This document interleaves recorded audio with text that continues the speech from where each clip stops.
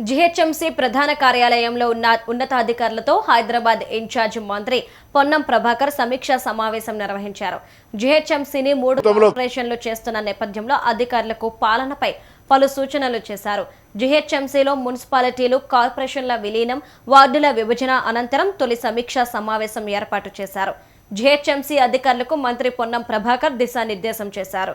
GHMC పాలకవర్గం గడువు ఫిబ్రవరి 10తో ముగియనుండటంతో తర్వాత బాధ్యతంతా అధికారులదే అని చెప్పారు. ప్రజా సమస్యలు, అభివృద్ధి కార్యక్రమాలైన అధికారులే చేసుకోవాలన్నారు. ఇక హైదరాబాద్ను కాపాడుకోవాల్సిన బాధ్యత అందరిపై ఉందన్నారు పొన్నం ప్రభాకర్. మరి ఆ ప్రగతిని చేస్తాం.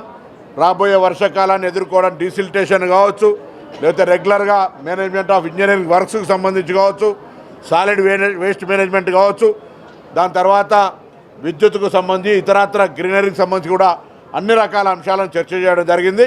హైదరాబాద్ 2047 విజన్కి అనుగుణంగా ఈ హైదరాబాద్ నగర పాలకంలో ఉన్నటువంటి ఏరియా అంతా కూడా ప్యూర్ సిటీ, ఏదైతే కోర్ అర్బన్ రీజన్ ఉందో అది ప్రజలకు సంబంధించి అన్ని రకాల సౌకర్యాలను కలుగజేయడానికి కానీ, ప్రజా సమస్యలు పరిష్కరించడానికి రేపు ఎన్నికైనటువంటి కార్పొరేటర్ టర్మ్ అయిపోతున్న సందర్భంగా మా అధికారులందరూ ప్రజలకు అందుబాటులో ఉండే విధంగా ప్రజా సమస్యలు ఎప్పటికప్పుడు ప్రభుత్వం దృష్టికి తీసుకొచ్చేందుకు ఇన్ఛార్జ్ మంత్రిగా మేము ఎప్పుడు కూడా అందుబాటులో ఉంటాం.